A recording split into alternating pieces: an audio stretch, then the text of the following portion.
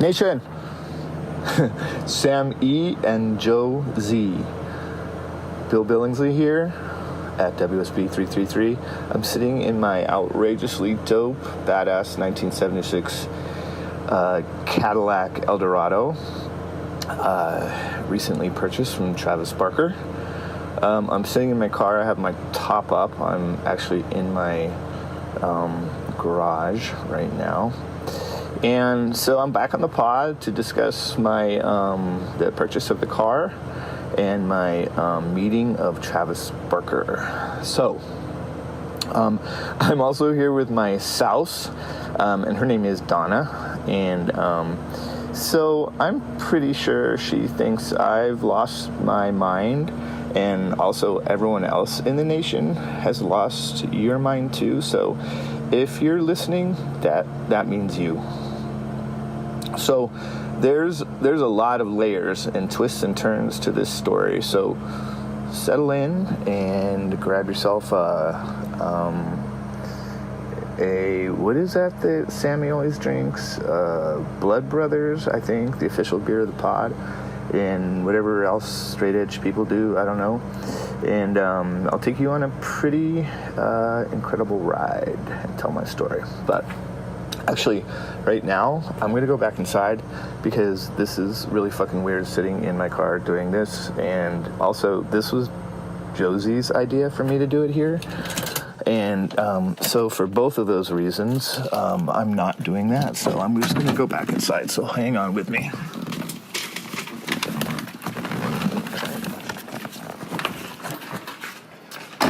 All right, so Josie and Sam, you can suffer through this little transition like we all do when you're laughing at these outrageously funny videos, and the rest of us are just sitting there in dead airtime.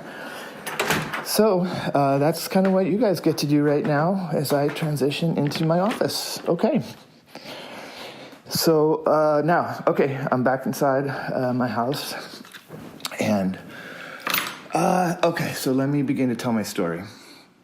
So, like many of you, I follow Travis on Twitter, and that's actually how our story begins. Many of you know my spouse and I went to go see Travis play at the Hard Rock in Vegas on New Year's Eve, and he did an hour and a half of freestyle drumming with a rap DJ, and I forget what his name was, but it was so dope. And I was in the front row. Like, all my friends were back at like the table service because they didn't even like have any interest in seeing Travis. I don't really even think Donna did either, but I just dragged them all there. So I just left them there, and I was in the front row alongside all the teenage girls, except I was like pushing them out of the way and elbowing them out so I could be like in the front row and follow Travis. And some of you know I always call myself the world's worst drummer. And so I wanted to video Travis and his crazy grooves and his fills, so I can, try to copy them and stuff. But after Vegas, then I took a break from the pod for a while, and I think we've already talked about that. But then Josie started stalking me and members of my family, which, as Josie knows, I'm very protective of. So, and he started asking people like where I was, like what happened to Bill, and so finally I jumped back on the pod. But anyway, watching Travis at the Hard Rock has significance later to this story, so I'll get into that. So, anyway, because I follow Travis, I saw a tweet from Travis that said something like this. For 13 years, I've enjoyed this 76 Eldorado, and now it's time for somebody else to. Something like that. And he attached the pic. And if you've seen the car, it's just super badass and dope. And so I jumped on the auction site, and I created a profile, and I set an opening bid, and waited for auction day. So the day of the auction, and the auction closed at 12:10 p.m. So I'm at work monitoring the bidding for the car online. And I remember my heart was just racing. I was so nervous that I wouldn't get the car. And there was, if I remember, there was myself and two other like serious bidders. And so we got into a little bit of a bidding war. But in the last minute, I was able to prevail, thankfully. And so the bid ended, sold. So I'm kind of like, okay, now what? So about 10 seconds later, I get a text, and it says, "Hi, William." And I'll call her Angelina just for the sake of the pod and confidentiality. And I'm Travis's PA. Congratulations. Please call me so we can make arrangements. I look forward to hearing from you soon. I'm like, whoa, that's pretty cool. So I called her back and we talked, and I told her how stoked I was, that I'm SoCal local. I'm in Carlsbad. We worked out the transactions, and we picked a day to pick up the car, which was actually last Wednesday. So the day of last Wednesday, I wake up at like 3 o'clock in the morning like a little kid because I'm so excited. And we drive up to LA to pick up the car. And but I forgot one detail. So all this time, before we picked up the car, but after I bought it, I was texting Angelina about meeting Travis. And I know like a PA's job, a personal assistant, their primary job is to be a gatekeeper, and I get that. And so I knew this was going to take some persistence. And one thing you might kind of know about me is I really don't take no for an answer very well. You can ask Donna, my wife, or anyone who ever has any dealings with me. So I tend to be kind of persistent in a nice way. So Angelina says, "Hey, Travis is in the studio full time." And I know he's in the studio, and I know also that his studio is in LA. So I said, like a couple days go by, I said, "Oh, Angelina, well, how about after I pick up the car, I can drive it over to the studio, and Travis can just meet me there, and he can say goodbye to the car." And she's like, "No, this is really a busy time." And the funny thing is, it really is a busy time for Travis because I knew he was getting ready for Back to the Beach, which was this past weekend. And I know that Blink's playing at the Weenie Roast this weekend in LA. And I know they're getting ready for for what do we call it on the pod? The Legacy Vegas gig, right? So I know Travis is busy, and I know he doesn't want, to meet like random people. But so she did say, "Well, Travis signed a pair of drumsticks for you. And when you come to pick up the car, you can see his custom car collection. But he will not be able to meet you." And so I was like, okay, well, it might not be happening, and that's cool. But so before we drive up, I wrote Travis a card, and I actually took a picture of it before I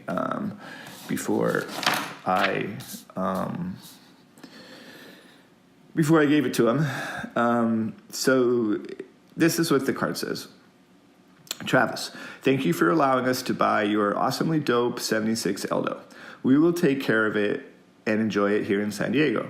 I want you to know how much I respect and admire your work ethic, loyalty to family and friends, and of course, your drumming chops!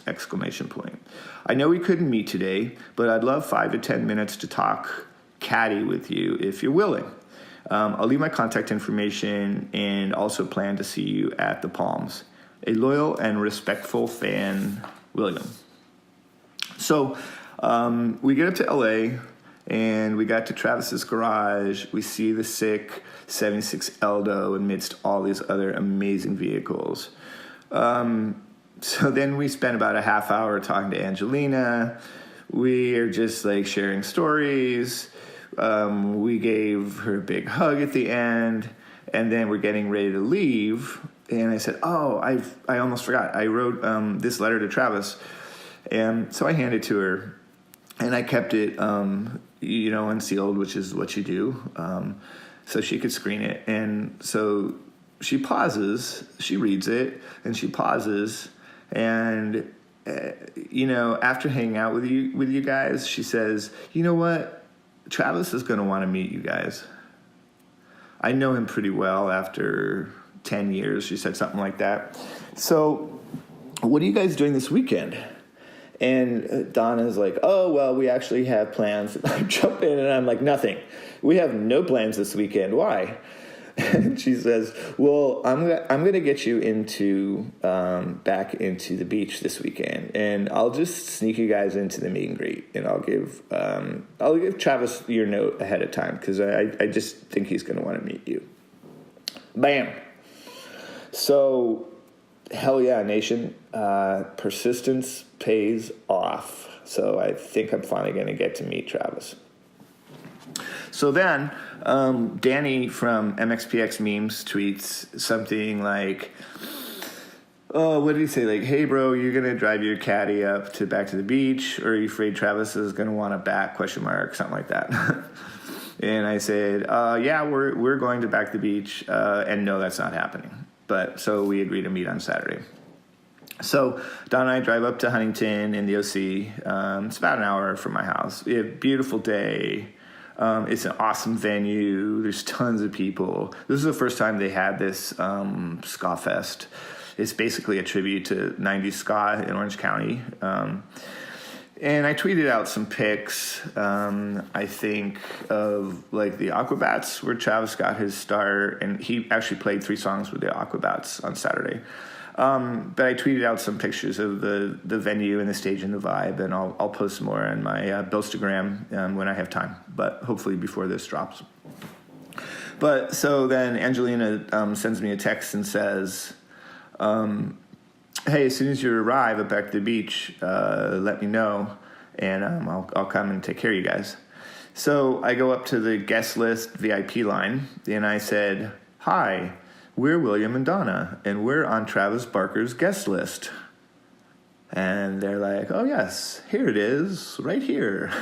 So I get my checkered, cool ska lanyard that says Travis Barker meet and greet, which I think I tweeted that out.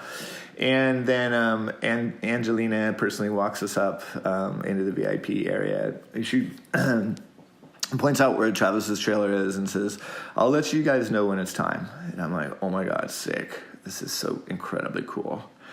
So we settle in, we grab a Blood Brothers beer, the official beer of at Blink 155 Pod. And then my phone rings, and she's like, "Oh, guess what? It's now. It's time to come." And so I'm like, "Okay, we're on it."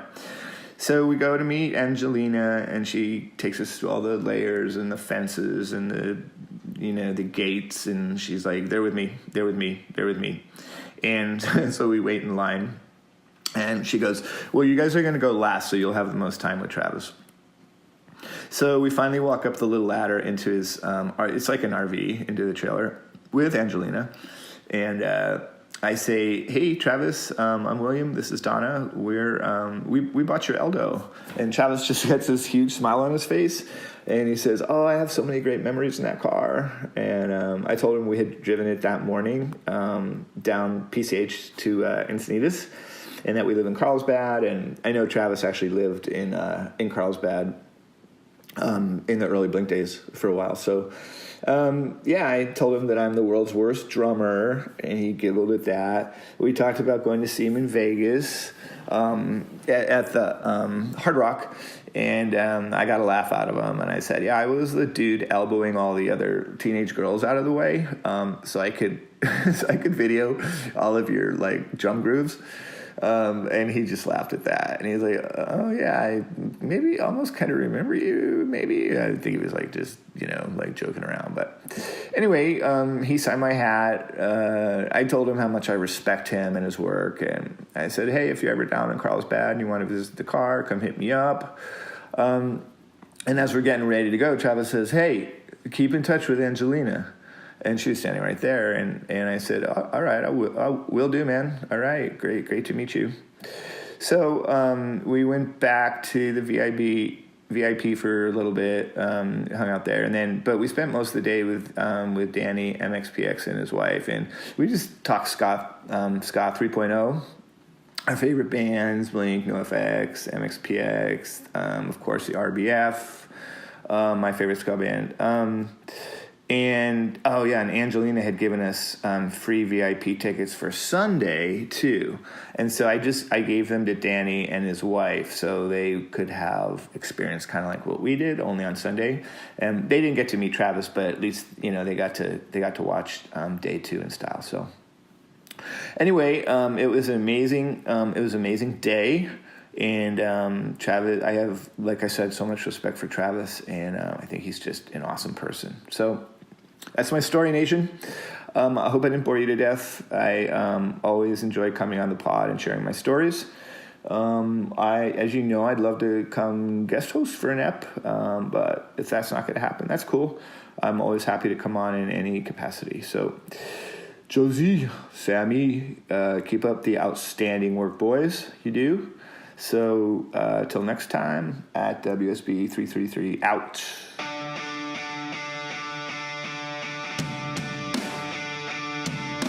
So imagine if this was like, I mean, I'm obviously not going to give away who the guest is because I would never do that. But imagine somebody read who the guest was and was like, I'm going to listen to this podcast for the first time. I've heard so much about it. They've just heard 16 minutes of Bill Billingsley talking about buying Travis's car. That's what this podcast is every week. Every week, Bill Billingsley buys a different car from Travis Barker. Tells us about it. Yeah, Travis Barker has 155 cars, and so that's where people are always asking, and that's where we get the name Blink-155 from. It has nothing to do with the number of songs, and honestly, we were joking before, it has nothing to do with the Plus 44 song 155. Yeah, that was a joke, and anything we said prior to that was also a joke. Yeah, but everything from now on is 100% serious. Right. You know what is actually 100% serious? Realizing just like how deep the sort of myths and also truths of the podcast have gone, where at one point this past weekend there was silence in my house. Wife of the pod, Ashley, and I were both reading. There might have been some lovely music. Wow. Playing much? Playing, yeah, we can both read, and we were both just rereading Travis Barker's memoir. And okay, good. So don't worry, it's still on theme, on trend. And at some point I was like looking at my phone and said this sentence sort of devoid of any context, which was, did you see that Bill and MXPX memes met up in real life? And Ashley went, I did. And I let that kind of hang in the air for a second and just thought, like, this is what my life has become. And I could not be more grateful, and I could not be happier. It's so good. Yeah, well, I mean, the thing that we've all learned now is that MXPX memes is also so we're past the pre-roll. We're officially talking about Teenage Satellites, the song by Blink-182 from the album California. Yes. But the reason I chose it is because in a very low-key way, it's not in the forefront, but in a very low-key way, it's currently ska season. It's been happening for a little while. The aesthetic, the sound, the feeling. So MXPX memes revealed that he's secretly a huge ska nerd, or not so secretly. He was posting videos of like Feldy crowd surfing on him all weekend and stuff. and then he met up with Bill, both of them clad in so much black and white checkers. And then so that's ska season, and then our guest has a big reggae revelation at the end here. So it's really low key ska season, and Teenage Satellites. I'll get to what I think of it in a second, but I just want to play you why I chose it, because it's low-key ska season. I don't know if you noticed right now when you were listening to the song, but let's just hear a little flavor of the bridge.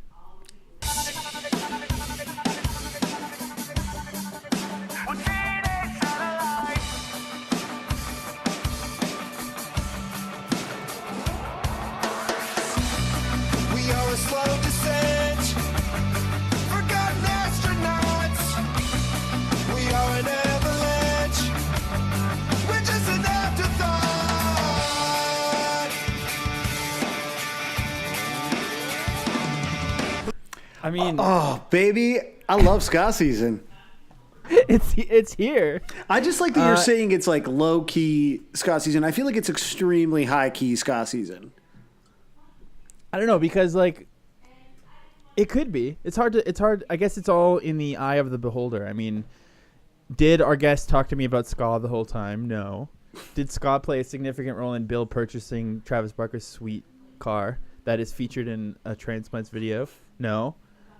Is this Blink-182 song a ska song? Not quite, but it's there. I'm just saying ska is here with us. It's not necessarily in the forefront, but it's here with us right now. Well, ska binds us. Maybe that's what it is. Like it's, ska is between all things. Ska is love. Yeah, you're saying it's scomnipresent. I was like, why are you laughing so much? That wasn't that funny. And then I realized it was because you had already made that joke in your head. And I'd also like to point out that we are, at the time that this episode is released, only a week, maybe 2 weeks away from, myself really immersing in ska season through Pouzza Fest, a great punk festival in Montreal that's basically a ska festival. And Quebec is basically a scavens, to be honest. yeah. It is. I've said before that, Montreal, it's kind of like the 90s never ended, and it's why it's just such a spectacular place to visit and play, especially if, like me, you play in a pop-punk band and no one in Toronto, wants to give you the goddamn time of day anymore. But in Montreal, it's always 1995. They haven't found out about the other things. Well, and speaking of, I've only very recently started watching wrestling a little bit with the merch pundit Marsden. Oh God! But did you know about that? There's a ska wrestler. Like that was the thing that made me love wrestling all of a sudden. Because I think there's a wrestler because anytime someone's telling me about wrestlers, it's like, did you realize there's like a straight edge wrestler? I'm like, no, I didn't. And they're like, did you realize there's a wrestler who wears like Against Me hoodies? Like, I think that they have figured out niche marketing so effectively in the WWE. And I do apologize to any of our wrestling fan listeners. And I also realize what I'm doing right now is part of a very astute observation, and I apologize for not knowing who to credit on Twitter, but someone recently pointed out that when we talk about the band, that's when I'm the nice one, but anytime it's just you and I talking, that's when I'm the mean one, and that is absolutely what I'm doing right now. They just know me. Are you being mean right now by saying because I think the problem is your mean nice radar is all fucked up, because right now I think you're just talking. I don't think you're being mean at all. But do you think there's like other podcasts, like there's a friggin' an Alkaline Trio podcast right now, and they're like, it's amazing because there's actually a wrestler who loves Alkaline Trio. Probably. But all I'm trying to say is, please. I agree. Wrestling seems dumb when you're not invested. But please look at Sami Zayn's outfits and tell me that you don't want to see this guy wrestle. And also, please note that he's from Laval, Quebec. Of course he is. Look at how ska this man is. Why is he allowed to wrestle like this? So, for people not currently being me, looking at the photos Josiah is sending, this wrestler is like, maybe you should try a little bit harder to be Sam. He's dressed like a member of No Doubt or something. Like, again, in the 90s. Like, he looks like... Yeah. What's the guitar player's name? I can only think of Tony Canal. He looks like Gwen Stefani's brother, who was only in the band for, like, the beginning of the Tragic Kingdom cycle. Like, he's too ska, and they eventually had to kick him out for, like, mainstream They have to tone down the ska? Yeah. Well, recently he's been wearing shorts with, like, punk patches on them, and one of them sort of looked like a bastardization of the anarchist flag, but with the Sami Zayn logo. I mean, wrestling is really good, I've learned, and now I'm going to be one of those annoying people who loves wrestling, but that's fine. Great. I can't wait for this that is to be another layer podcast. to our our podcast. If there's a born again Christian wrestler, then that exactly. seals the deal. It's like identity politics, Kimya Dawson, Chris Pop Punk, and the Christian ska and wrestling. I mean, yeah, I don't know. I just think also I'm not as grossed out by ska as I once was. And we went to a barbecue at our friend Carl Carl and Kirsten's house on the weekend. Shout out to them. Carl is a friend of the pod, and I was by sheer circumstance of everyone's phone battery being low, I was in charge of the music, which doesn't happen very often. And I'm really, really, really bad at, I mean, as you could imagine from listening to this podcast, I'm really bad at like reading the vibe and playing things that aren't trolling. So I just played like all the Christian ska I could think of. And everyone was kind of into it except for Sarah, my wife, who was really mad at me. I mean, do you think it's entirely possible that everyone was mad at you and only your wife, Sarah, was able to be honest with you because that's sort of the nature of your relationship? I can tell the difference, but it was more like the sort of when you're just hearing a joke for the first couple of times instead of like the 300,000th time, right. You still think it's funny, you know? So did listening to Teenage Satellites in preparation for this episode bring back those barbecue memories? Like, how does this song make you feel, Josiah? I only picked it because it has the ska part, and I had previously thought that Blink had never done anything ska-ish, but then from revisiting some of the very, very, very early stuff, they do sometimes have the up-picking guitar. But otherwise, I did find it very odd that in 2016 they released a song with a reggae part that sounded like magic. Well, it's almost like Travis has finally been set free after all these years, because I believe it was our very first real episode about the song Dumpweed by Blink-182, where you played me a demo from before the album was recorded with Travis on the drums, and it's like there is a big sort of off-time ska hit on the snare, similar to what you get in this before the chorus, I think. I can't remember. It's been too long and my brain is totally cooked. Something like that. Well, I think it's also because Feldy is like a ska enabler, and he has made it so that it's safe for them to talk about ska again, for better or for worse. And that's why they had this big festival last weekend where Bill and MXPX Memes are hanging out. You know, we all know the whole story now, but I think that it's probably the Feldy influence coming through as well that's just making it this ska song. But outside of the ska thing, because like I said, it's only low-key ska season, despite we've been talking about ska for 3 hours. We got to find something to talk about. There was... I have a really weird relationship with this song because I can't decide if I like it or hate it. Yeah, you know, I kind of feel the same. I'm a bit lost. I knew listening to it that by the end of the episode, I'd be like, it's so good. As we've chronicled as recently as last week, I have no spine. And, the arc of my taste is utterly beige and predictable. But there's stuff in this song that really works. It just lacks any real soul. And so I think there's probably, I'm speaking for myself, and I suspect maybe this is where like you're experiencing some cognitive dissonance. It's like an uncanny valley, situation where you recognize that it has things you like. And I would also say there's stuff in here that sounds like Alkaline Trio. Like sometimes when new Blink songs are bad, you tell me that you just think that that's what Alkaline Trio sounds like. But there's stuff that Matt Skiba does in this song that, more than most other parts on this album sound really recognizably Skibish to me. And so that obviously draws me in. Almost has the word ska in it, I'd like to add. His name is so close to just being Matt Skaba. So only you can make puns, I guess. We got to set up some ground rules. If you take out the I and the B, then it says ska. So if you just rearrange it, then it's I be ska, which means I am ska. In ska season. Abbreviated as IBS, diarrhea thing. Yeah. You know what is weird, actually?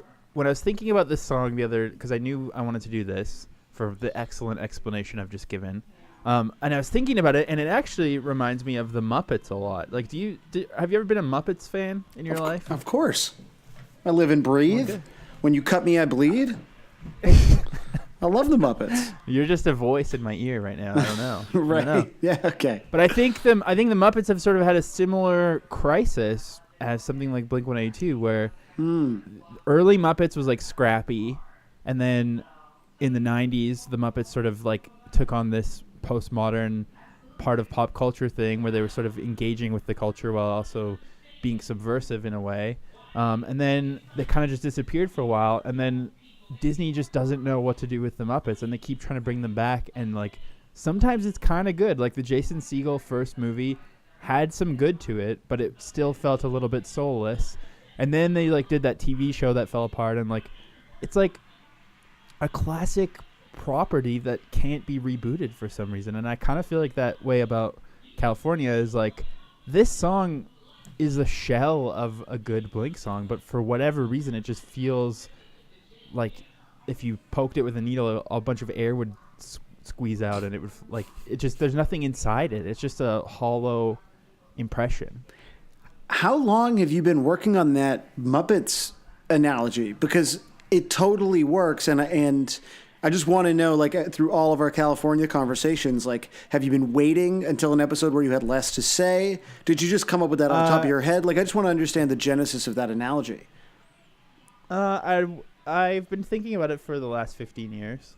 Right. You've been building this up, and then when California came out, you were like, this completes the arc of I just thought of it the other day, but I think independently of that, I do think about the Muppets a lot, and I don't know why. I think it's because everything gets rebooted, and often reboots, especially when they're self-aware, work.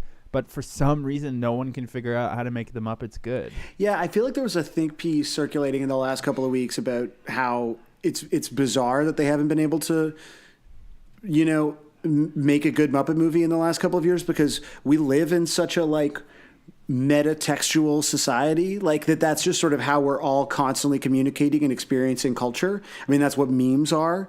And so right. The idea that the Muppets... And ironically, the Muppets are thriving in meme form. That's true, yeah.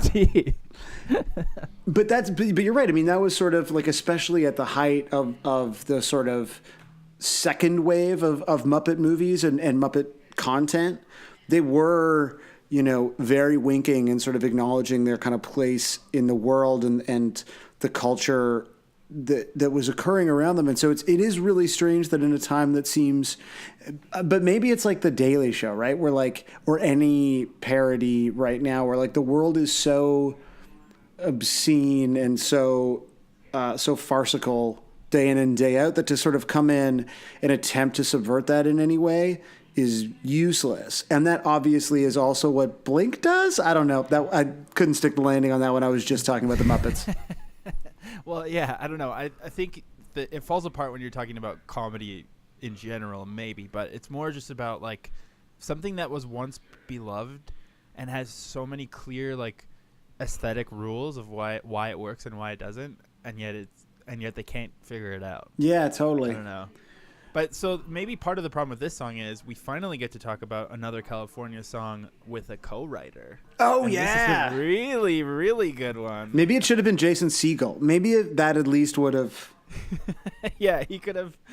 Because that movie was okay. That movie was totally okay. It was okay. I still... Well, I don't know. I was really upset that it didn't have enough Rizzo, first of all. You can't just have no Rizzo. Yeah. What are you doing? And the ending just didn't feel like rewatch the ending of the Muppet movie, and it's unbelievable. You'll tear up no matter what day it is.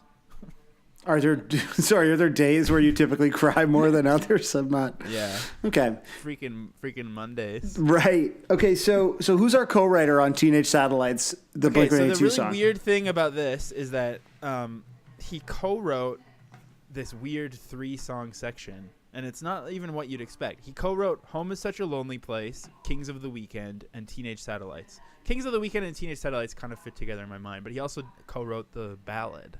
So it's really weird. But who he is, I am so excited to tell you. Well, first let me just let you know what musical scene he cut his teeth in. There's a scene called Christian metalcore. God fucking damn. Yeah. Yeah. Okay.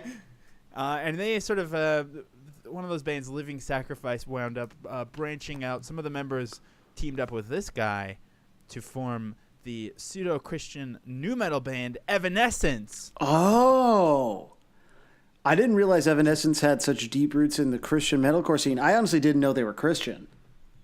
Yeah, I mean, I don't know if they. I don't know. Well, that's for another Okay. I think I should start a Christian music podcast. That's it, man. Also with you, and we'll cancel this one. Yeah. I think like people have had enough, right? Yeah, I mean, I'm certainly good. If there's one message I'm getting, it's that people want more Christian music talk. That seems to be, if you look at the socials, that's what everyone is demanding for sure. So actually, I sent you the wrong link. If you go to his discography, he has written a truly absurd batch of songs. So he's credited as a writer on like all the Evanescence hits, like "Bring Me to Life" and the other ones that I assume exist. Right. He co-wrote "Because of You," the Kelly Clarkson song.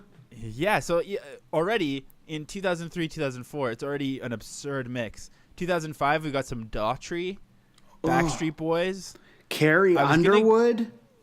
Yeah. And then it gets even better because Where is it?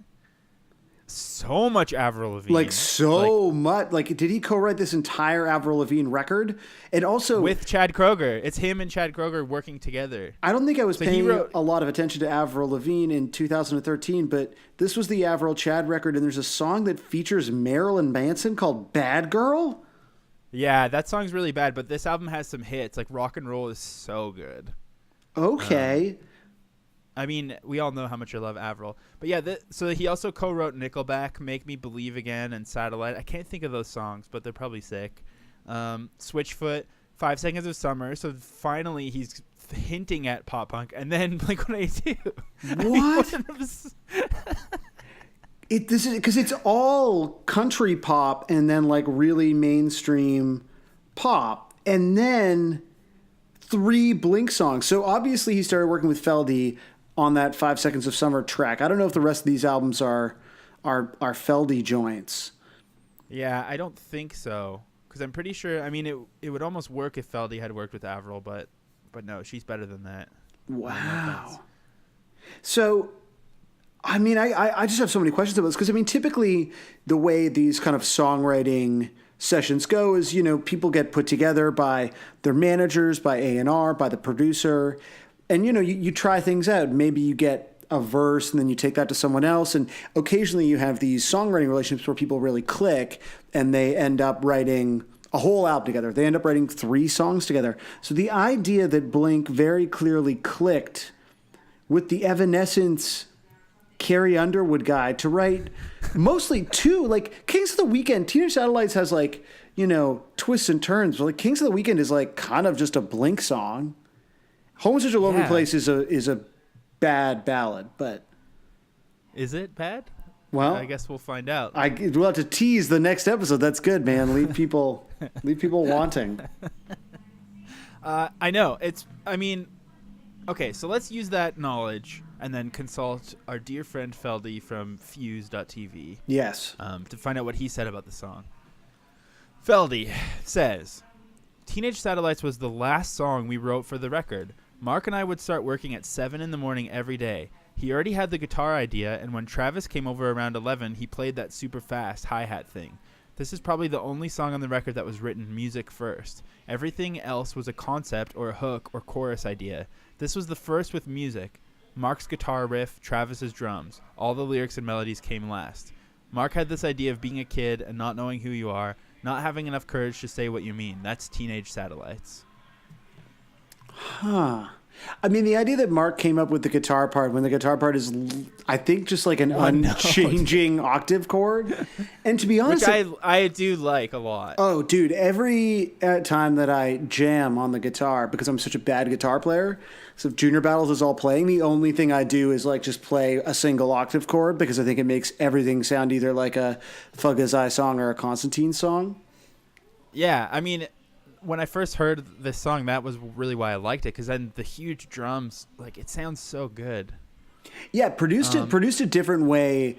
Honestly, that's a Constantine song. Like, if you imagine that, like it's a dirtier version of that is like a hit for a very different crowd.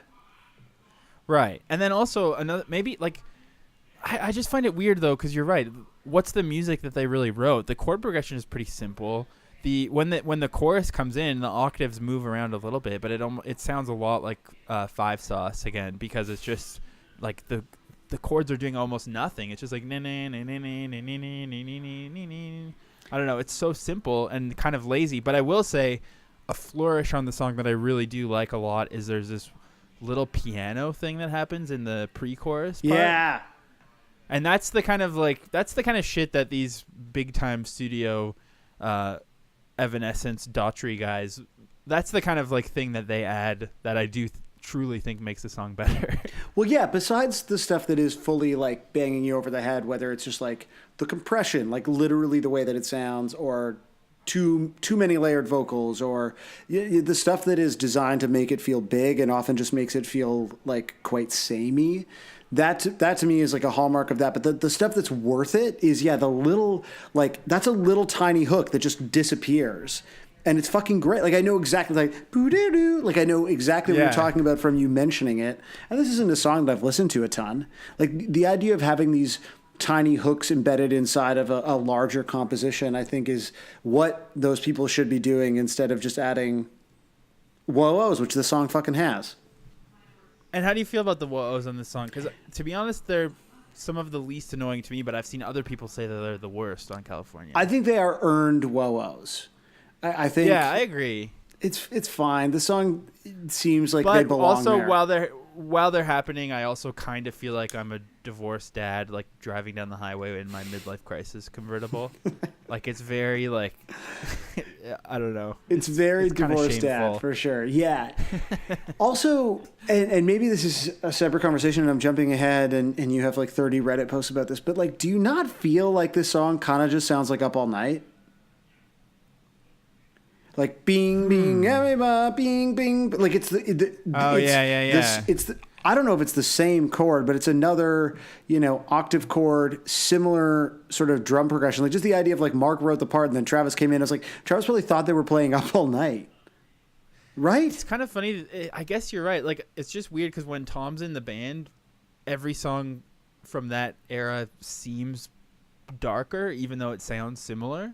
Do you know what I mean? Like, it seemed like in my mind, Up All Night is this weird, like, angsty black and white T-shirt sort of vibe. Whereas every California song, I just think of like some ugly merch design with palm trees. No, so I just in my head, you're totally right. But it's like this is just like happy versus sad. I think you could probably do it though. Like, can you play the top of the song again? Because you obviously had it queued up to sort of play the ska part. Yeah, sorry, I can only play the ska part as we deal with my internet service provider. It's understated. Even it's ska season for like Tellus or whatever as well. Yeah. Everyone wants to call lives a better name. Everyone speeds against a friend who does the same. Right? It's the same. That was really good. I think you just wanted to show off your pipes there. I did, yeah. I didn't really know how high it was going to be. Very operatic. So it ended up sounding different than I intended it to, but I hadn't like practiced that. If I do it again, I can make it sound more like Tom. But you got the point, right? I don't know where to go from there. Yeah, I mean, it certainly is an octave chord played at halftime. If that's what you're asking. But it is that. I think this is one of those things where that mashup that's like Someday and the other Nickelback song that was big at that time sort of played left and right channel, hard panned, and they're the exact same song. Right. Like I think it might be How You Remind Me and then Someday. Again, not to knock Nickelback because like everyone, I'm coming around on their big riffs and beefy hooks, but. And you're homies with them too, so yeah, through the Junos. That's right. We're Juno pals, so I can't knock the Chad. So another thing that people hate, in addition to the woes about this song, is a lot of people seem to be very embarrassed by the fact that this has the word teenage in it, and about how it seems to be them saying we're teenage satellites or whatever. I don't know. Did that bother you? No, and I always use, and I have to find a new whipping boy because going away to college has just come up entirely too much on this podcast, and I'm doing it again. But there are Blink songs from, 20 years before this that I think are quite embarrassing in the way that they like pretend that the 30-year-olds writing and performing them are somehow still adolescents. This feels much more like deliberately nostalgic.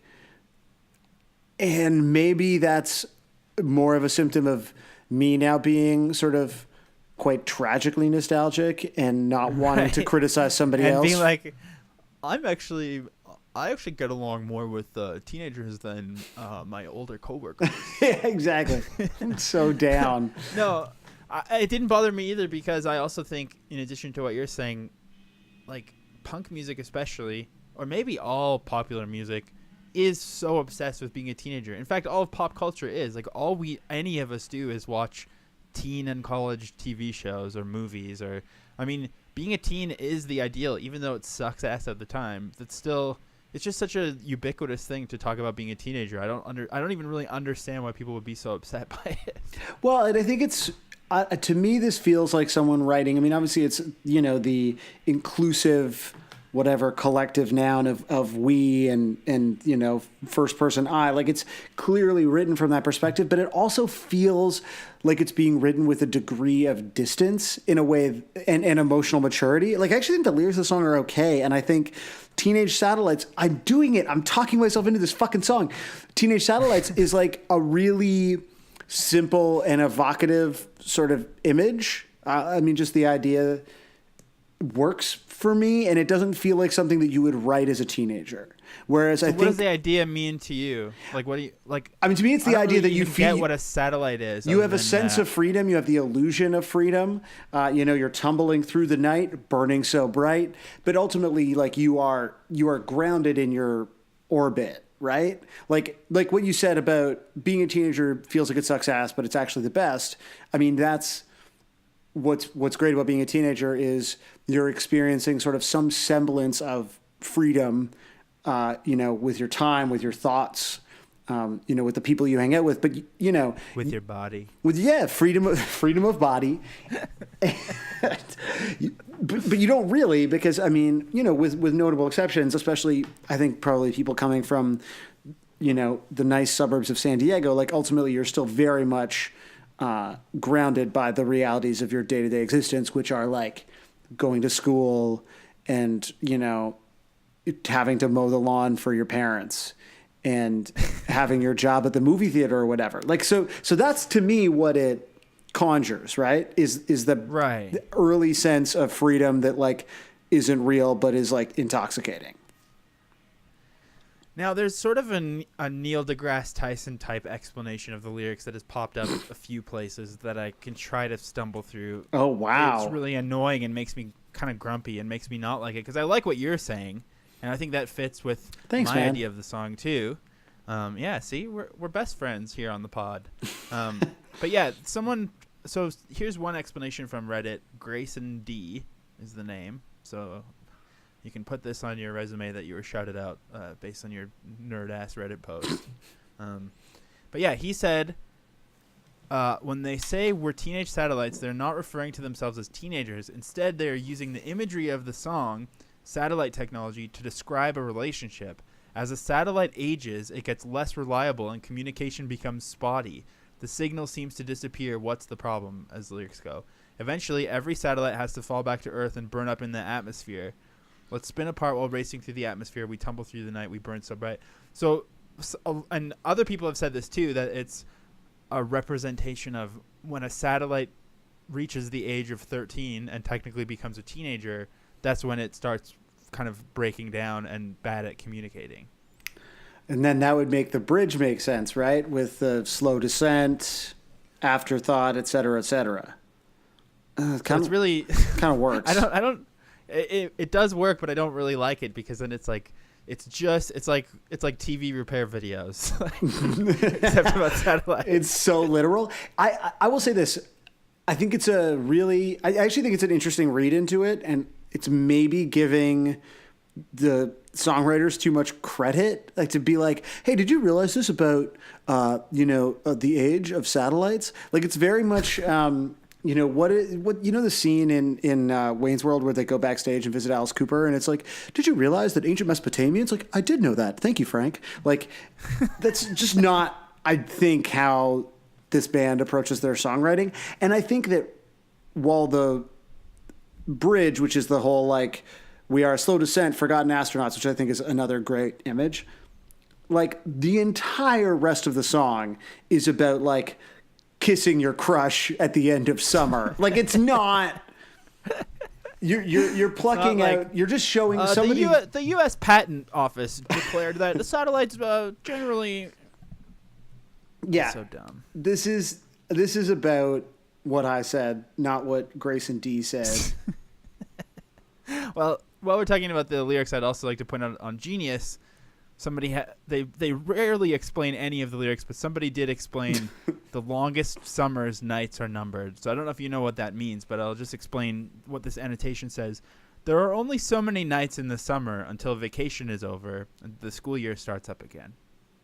Oh, I didn't realize that. So, okay, that's yeah. So wait, Genius is really a public utility at this point. It's super useful. Yeah, I don't buy that. I'm looking at the lyrics now. I think they're good. I think these lyrics are like really good, actually. What do you think of the lyrics?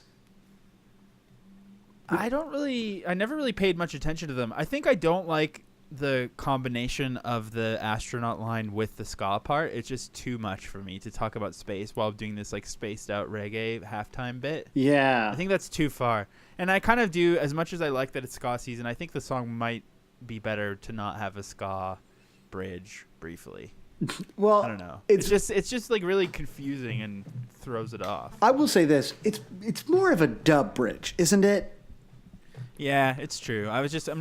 That's why I'm saying it's low key ska season, because I'm really grasping at straws to tie. Right, it's super to low tie key. our two guests and the song together.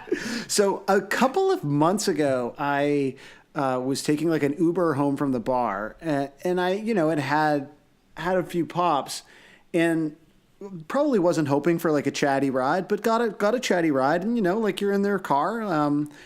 And I love to shoot it. And this guy really wanted to talk about the difference between reggae, rocksteady, and ska. That was his whole thing. And he was like, do you know the difference? And I said, no, I don't. And he said, this is a YouTube video that I love. It kind of explains it. Can I play it for you? And I was like, yep. And so I'm just like driving home at 3 a.m, listening to like the audio only. This man had clearly ripped the audio and like put it, like he wasn't playing YouTube. He like had it queued up. He's like, I love to talk to people about this.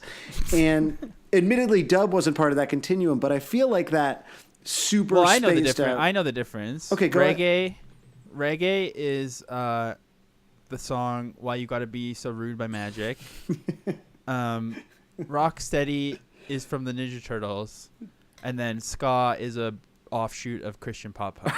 Right, yeah, no, okay. And that's what the video kind of explained. And so I think dub sits sort of somewhere to the left or right of Magic's "Why You Gotta Be So Rude," where that like again, like obviously sounds very ska, because I think our introduction to most of those musics was through third wave ska.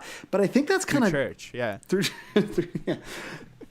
It's kind of dubby, and I don't hate it. As you played it off the top, that was when I truly realized that I was gonna start liking this song, because it's groovy, man.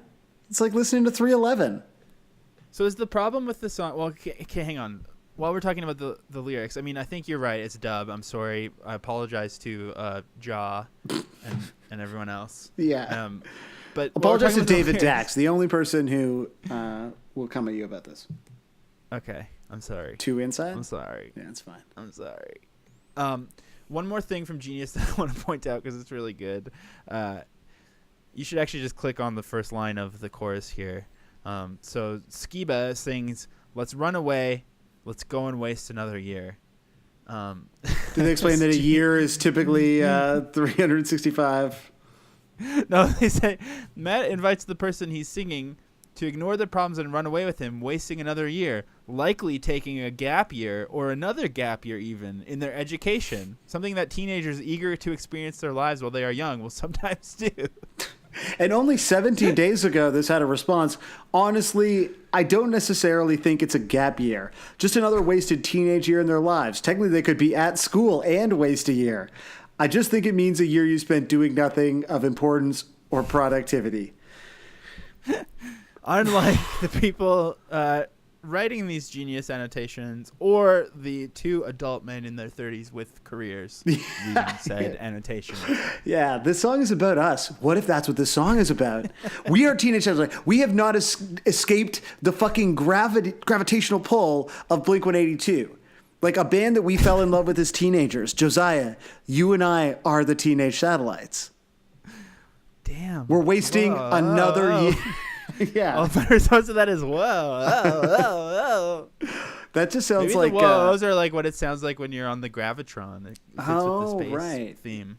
Yeah, I like that. Oh, this is so interesting. When do you think we're gonna kiss? Because that's another lyric in here. After the long summer nights, you or I have to kiss the other one like a storm at sea. Oh, Sam, you like these lyrics? That is such a bad simile. I know. It's not great. Also in the Genius annotations, when you click on, there's literally an image, I guess in the general summary, of like two teens hopping a fence. Yeah. In case, I mean, people don't really leave their homes anymore, including myself, so people might not know what it was like to hop a fence, you know? Oh, yeah, that's true, eh? Like if you're just staying at home Twitch streaming and pissing into Mountain Dew bottles, do you ever hop a fence? Maybe in Grand Theft Auto or something. Right, but when was the last time you hopped a fence, Josiah? Oh, me? I mean, are we talking like a fence that's taller than me, or just like a little knee-high railing? Whichever somewhere? Whichever fence you think provides the best anecdote, I guess, is fine in this situation. I don't know. I haven't really been around enough. In fact, when I see the line neighbor's fence, it just reminds me of how when I used to live in a house, I wished that I had a fence so badly because I hated my neighbors so much and they were such fucking weirdos. Like, it's hard to explain, but this man they would always be in the backyard and there was no fence, and my like computer area sort of faced the back window, so we'd always be making eye contact. And this man, he had like a goatee and he was just such a weird, like normie in a creepy way, kind of. And he would just like go into the backyard, sit not on the stoop but like on the flower bed ledge, and eat plain spaghetti from the pot.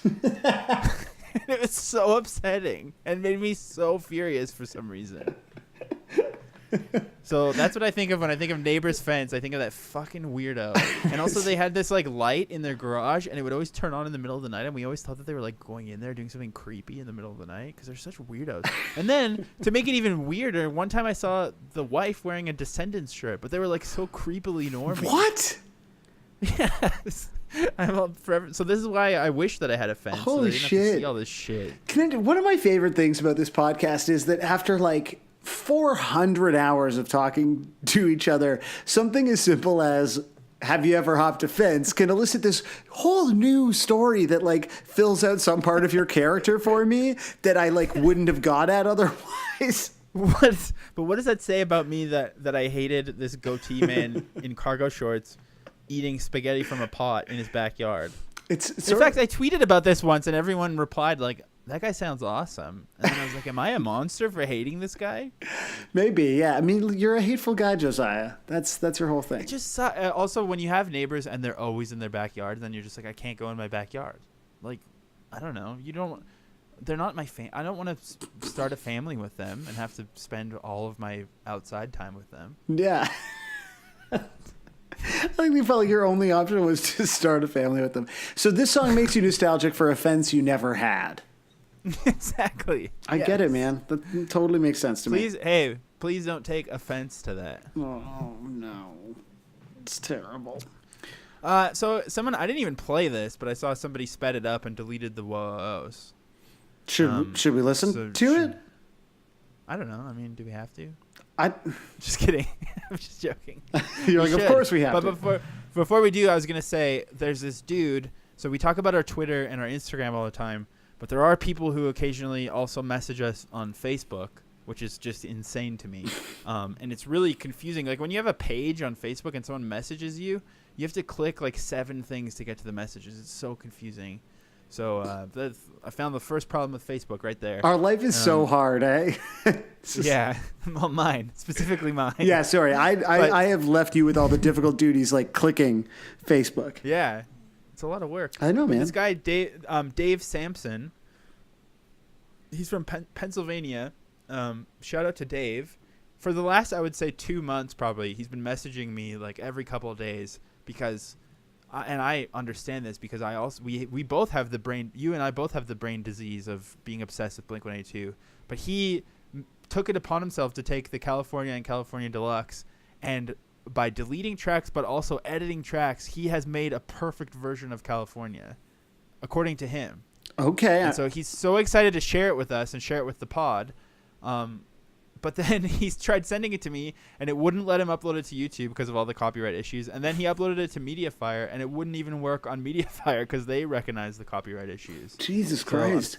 I'm still waiting for him to find it, but I did notice that Teenage Satellites made his final track listing. So that's interesting. So maybe hopefully at some point he'll share this because we certainly don't want to upload it because we don't want to deal with that shit. But hopefully he'll fall on his sword and upload it so we can hear his edits of it. Yeah, because, I mean, that seems like something that, like, I would like to hear. I imagine if you've listened this far into the podcast and not, just sort of, like, wandered into the sea, you might want to hear it as well.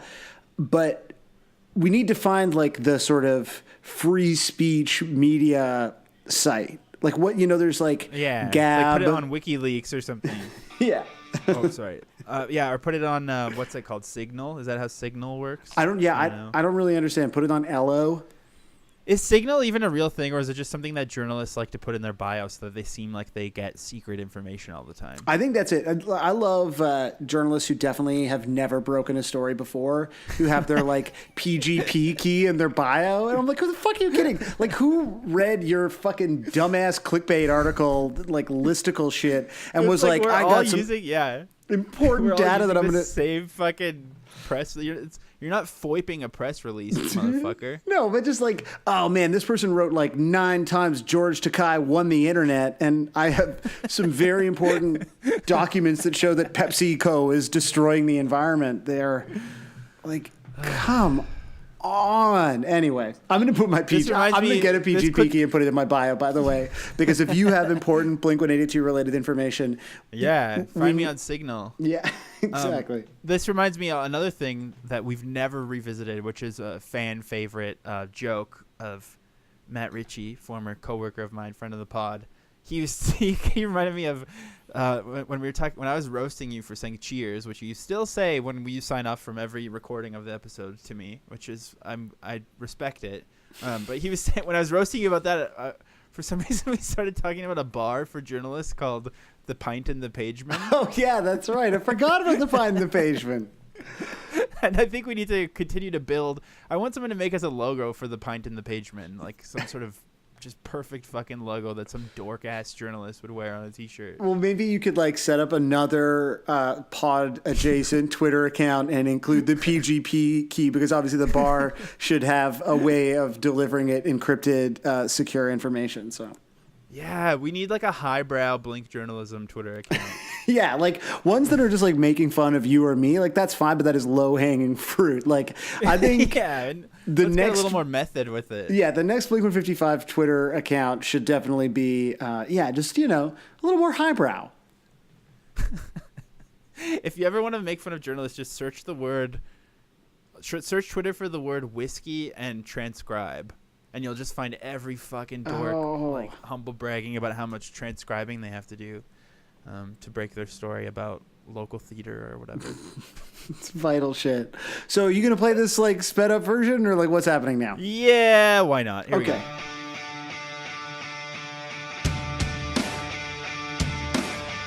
I can almost see your house from here, but the signal seems to disappear. So what's the problem? Houston's calling. Then you hit me like a Friday night, like a handgun in a firefight. Dive in slow motion towards the ocean. Let's run away, let's go and waste another year. Let's spin a bottle while racing through the atmosphere. We tumble through the night, we burn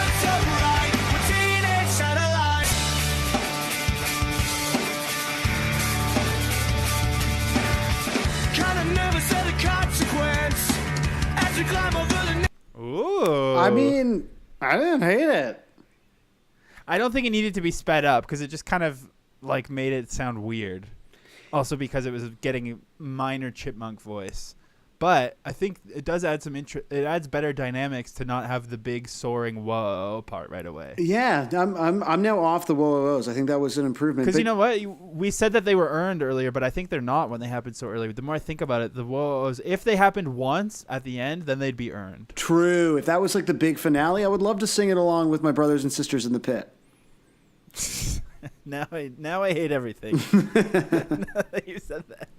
Yeah, fuck. Hearing it again, though, I think that song's good. I mean, I do feel like that edit is trying to do too much, though. Like, just pick one thing about the song you want to improve, and then maybe do a separate edit and let the people decide. Or, like, if you're going to speed it up, get better at it so it doesn't sound slightly chipmunky. I think would be another... So we'd like to do an edit of the edit, is what we're saying. Yeah, I think like look for on not our socials because we don't want to get dinged with the copyright. The new edit of this whole album plus a slightly slowed down version of this edit. So we got a lot of material coming out on a lot of just on Signal. Extremely, yeah, Blinky leaks. Oh wow! So. I found a thing. Speaking of journalists, I wrote a thing.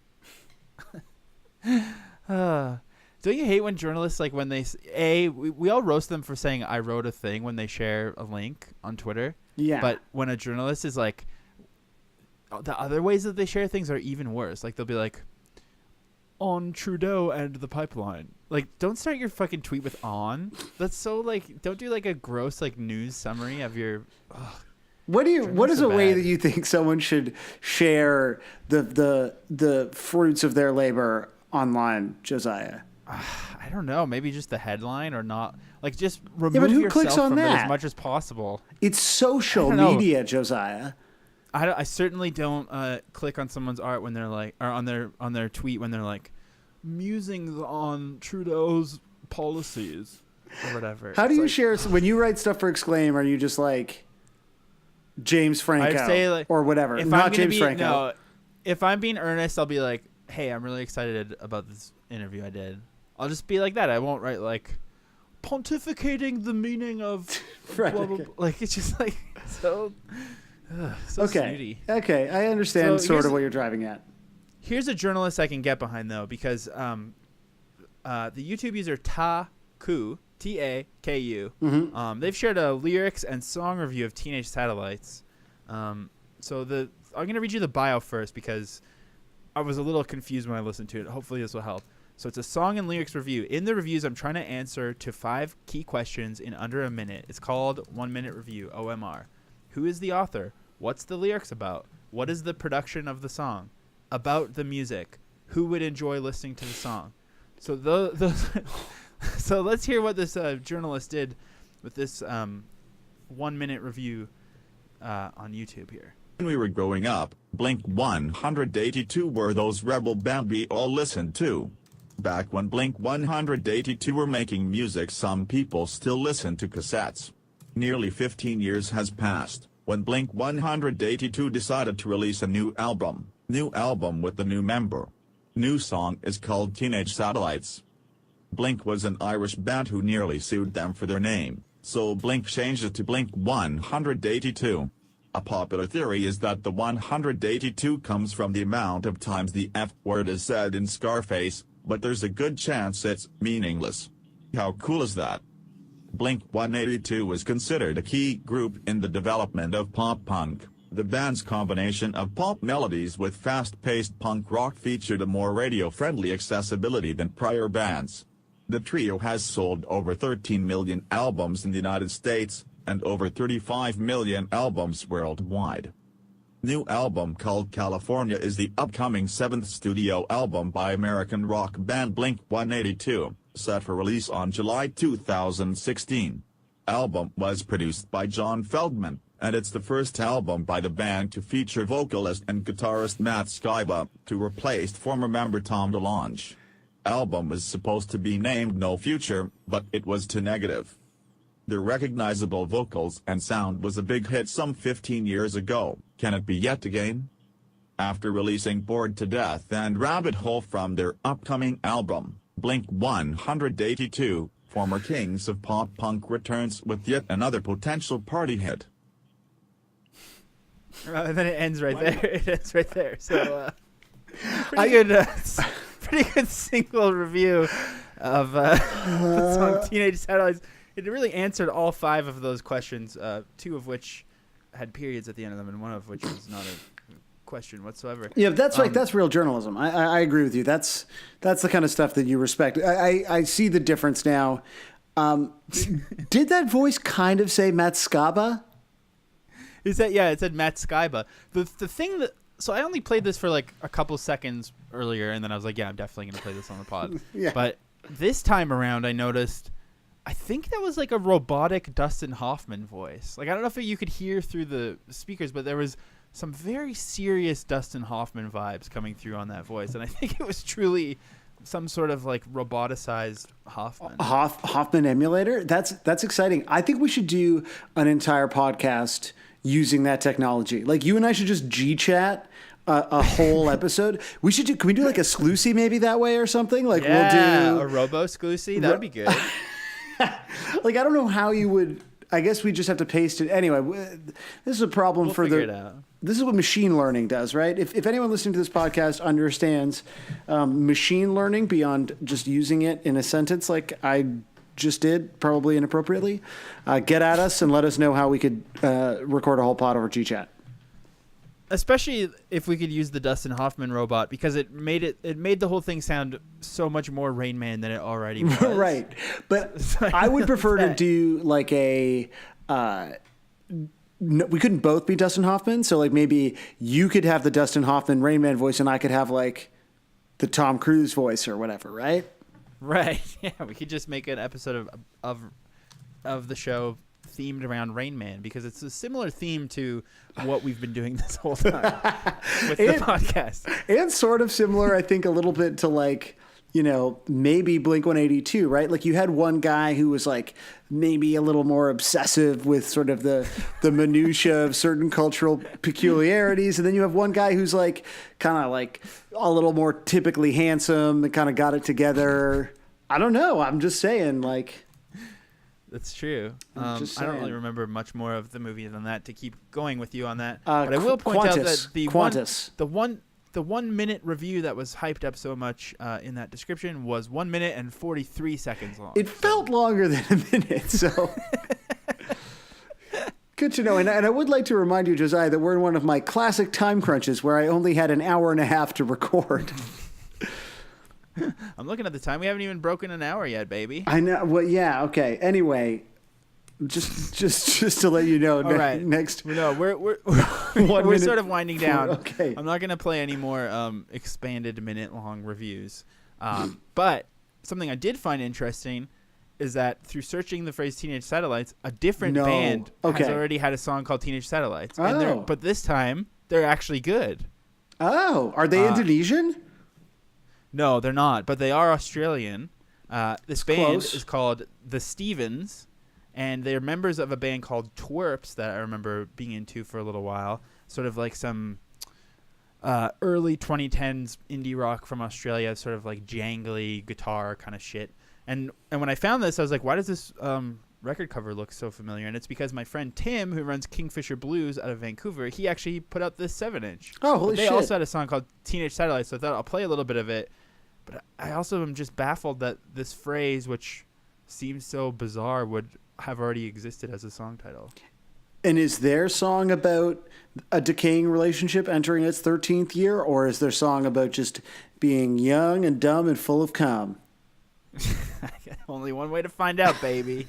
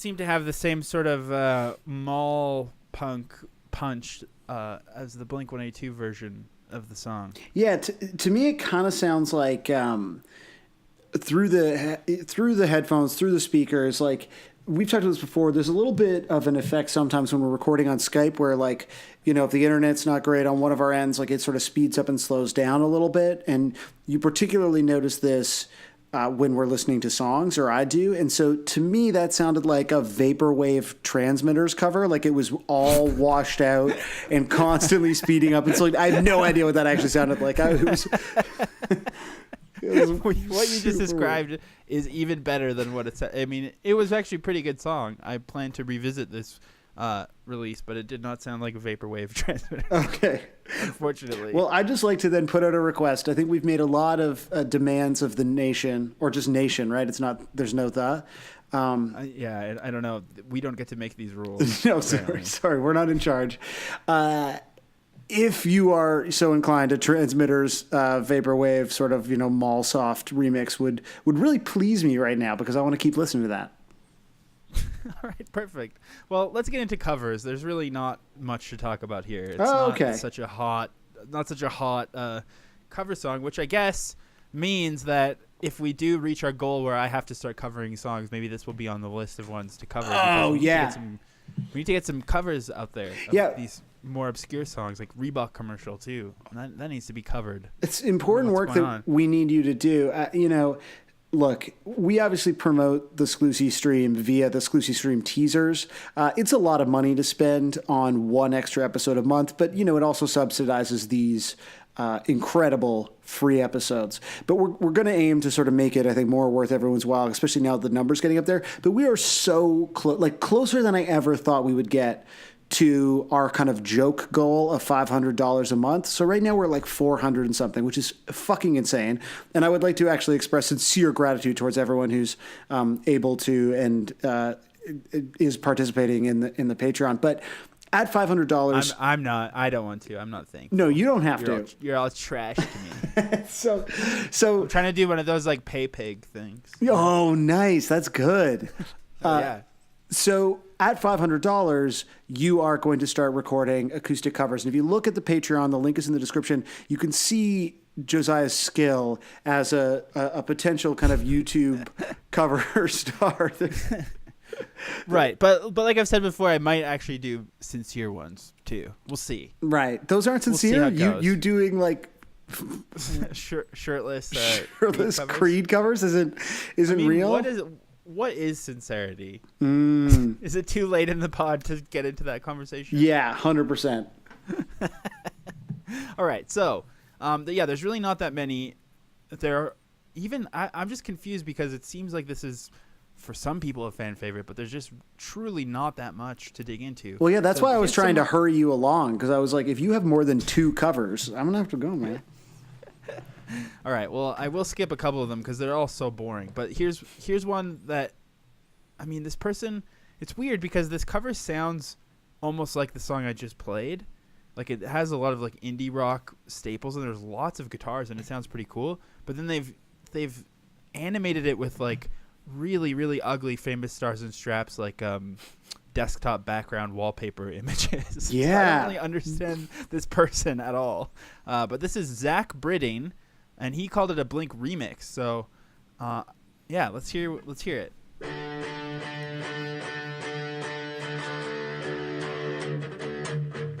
Let's run away, let's go and waste another year. Let's spin apart while racing through the atmosphere. Pretend that through the night we burn so bright, teenage satellites.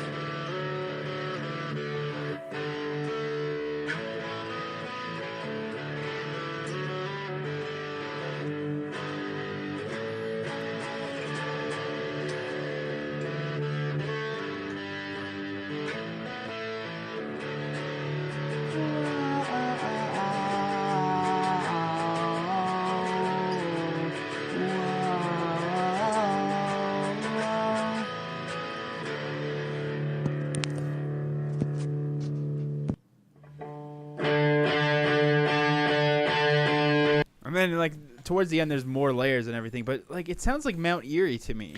Yeah, I was gonna say it sounds like a live Paul Westerberg recording on one of his maybe off nights. I actually really liked it a lot.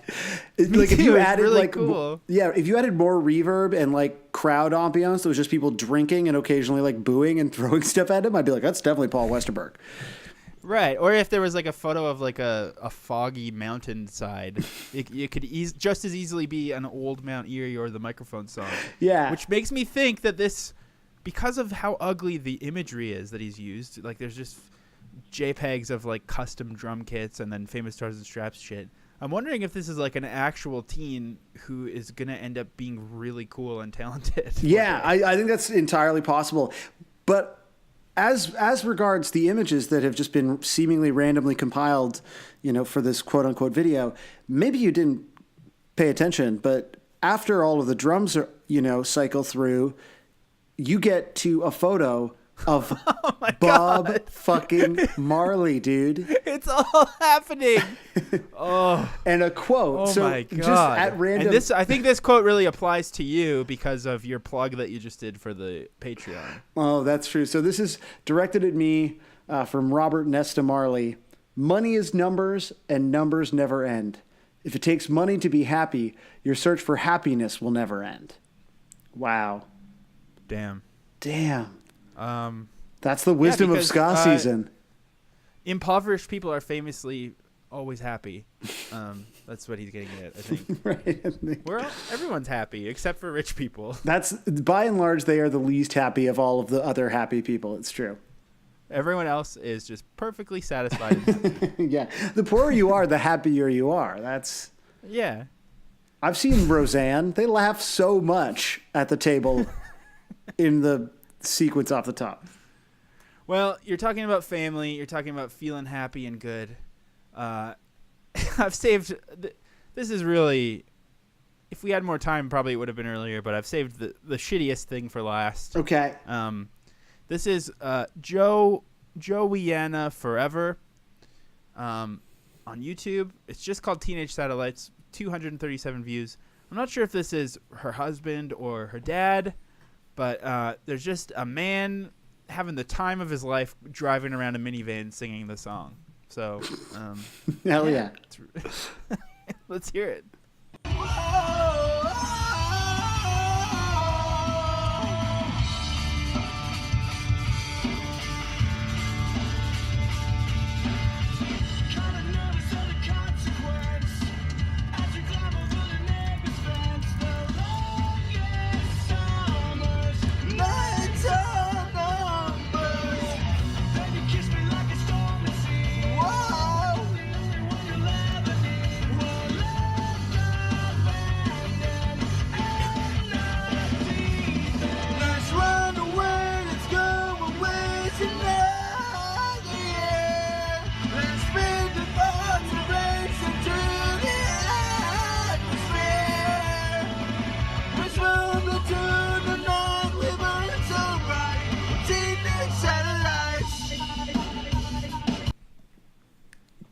That sounded an awful lot like my cover of Up All Night.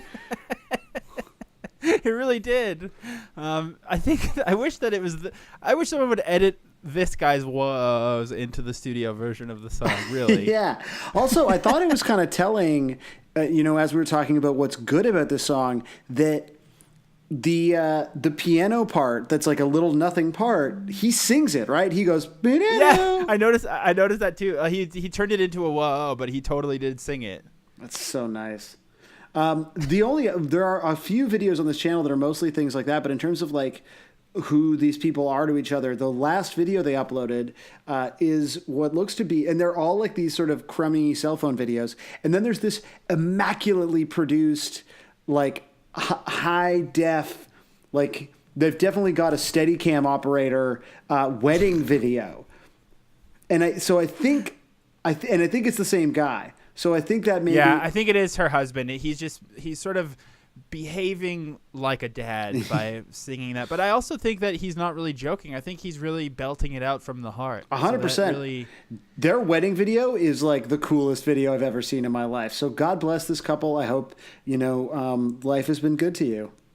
they've been married for coming up on a year this month. Oh my God! Wait, this wedding video is from May 31st, 2017. So we're in the month of May. So I feel confident saying, from Blink 155, from Blink 155 Pod Nation to you, Joanna forever. Happy. This wedding video is insane. Happy anniversary. They're just checking if they're playing a Blink song. I figured, I was like, it's maybe worth checking. But anyway, it's real nice. Yeah. Well, anyways, happy anniversary to them. Their wedding video only has 12 views, so I guess no one gives a shit about your relationship, but we do. Yeah. So that's what's important. Remember us. We're the only ones that love you. So I'm going to share this on our Twitter when I share the thread of video so that everyone on May 31st can wish them a happy anniversary. Oh, that's nice. Should I put that in my calendar maybe? Like there was another one. Yeah, the Sonic thing. The Sonic thing was... So maybe I really like that. So May 31st, I'm putting it in my calendar. I'm writing Joanna, right? I've already forgotten it. Anniversary. Yeah, I don't know. When it comes up, I always have forget. the link somewhere. Okay, cool. Yeah. So, we got it. We got it. Okay, good. Josiah, what are your final thoughts on the Blink-182 song Teenage Satellites from the album California? I still feel like I'm in this weird, murky middle ground with it where I just can't decide. I can't commit. I can't be like Joanna and her husband and commit to it, I don't know. I feel like it's good, but I also feel like my life would be completely the same if it never existed. That's a cutting take, because you could say that about many things that you actually care about. So I feel kind of the same. There's parts of the song that I love. I discovered that apparently I'm a real poet at heart, and I truly cherish the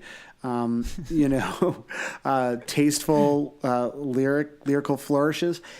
This song wants to be good, and it's so close, and the things that I hate about it are what I hate about everything in California. Just, it's listless in a way. Wanting to be good too hard is the problem. Heady stuff there, Josiah. But it's been a pleasure sharing this ska season with you. Yeah, well, hopefully it's not over. We'll see what happens in the next week. But speaking of reggae, rock steady, ska, dub, the Insiders Christian ska album where they do worship songs ska style, swing revival, all those things. We finally have an answer about a question that was first posed, or a half-truth that was first posed on the pod. So you may recall, if you heard the My Pet Sally episode, that our wonderful guest Ben Cook shared some illuminating information about a potential Sum 41 Snow collaboration. Right, a fan favorite episode, by the way. My Pet Sally, not a song that I expected to go where it did, but that song got us written about on Noisy, on Exclaim. That was an important episode for the pod, and worth your time. And it was us doing real journalism, actually. Yeah, it's all tied together. Well, Ben Cook hit you up on your PGP key, and and then I got a FOIP request to talk to Cone. Right. No, but Cone from Sum 41 was kind enough to talk to us about pop punk in general, about not playing pop punk anymore, but people still saying that they play pop punk, all these things. And he finally gave us the real truth on the very real Derek Whibley, Greg Norrie, Snow collab. So do listen to get to the bottom of it.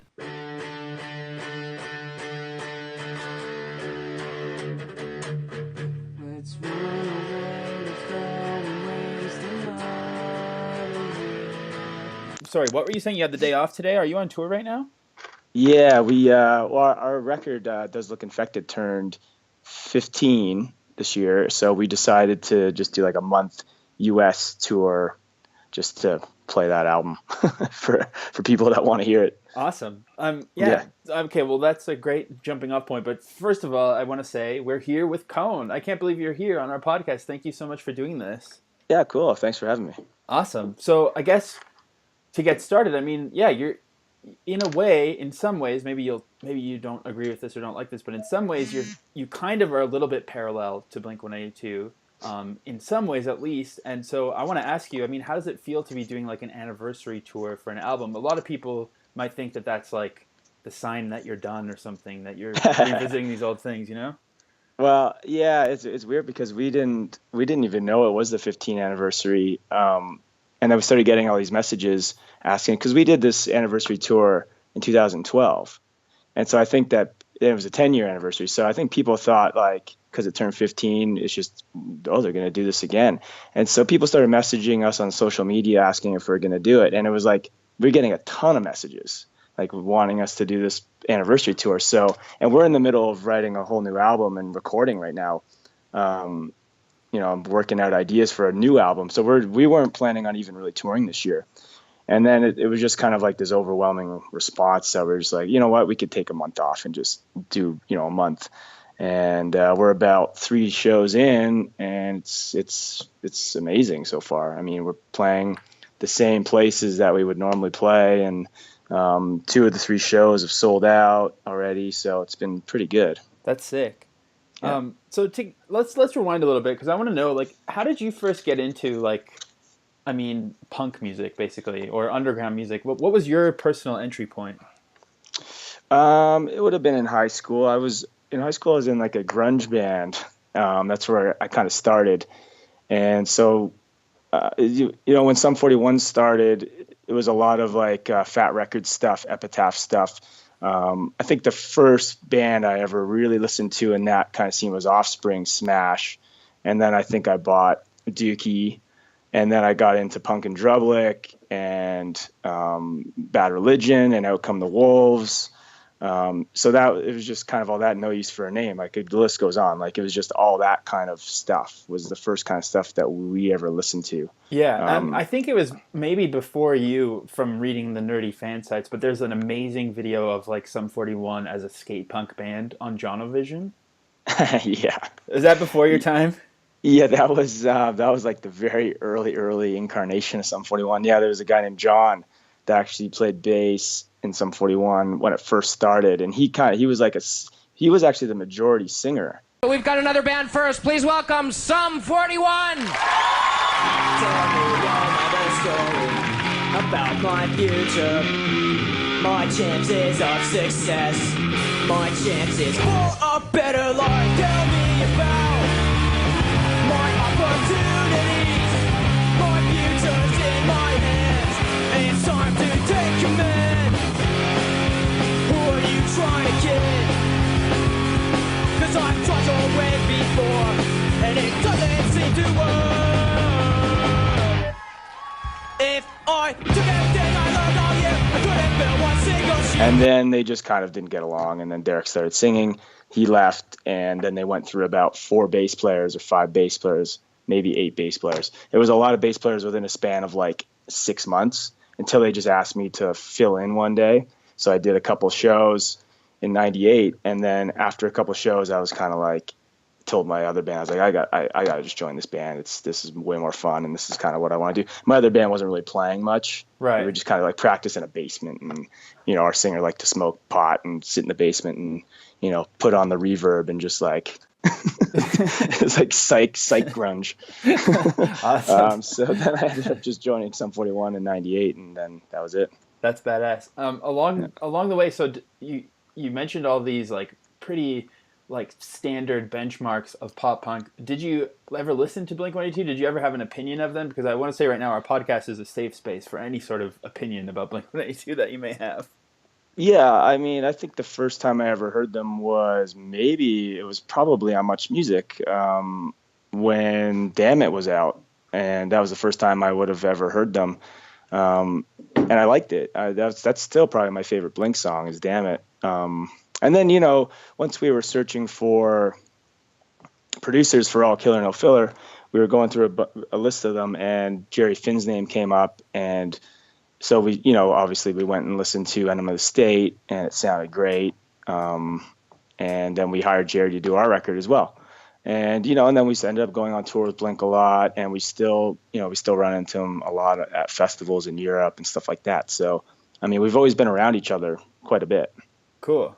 Yeah. Well, I guess another question I I sort of wish I could ask every band of your stature, but I mean, you've built a career off of playing like theoretically simple music that's like very teen oriented, and then that becomes your job. So how do you keep going back to that well and maintaining that energy and kind of how do you keep it fresh without like running out of ideas when you're doing it for so long? I think with us, All Killer was kind of like a little bit of a simple album, like not a lot going on, just like, basically four guys playing their instruments and that's it. And then we evolved, Does Look Infected got a little bit heavier, a little bit more technical, and then Chuck even got heavier than that.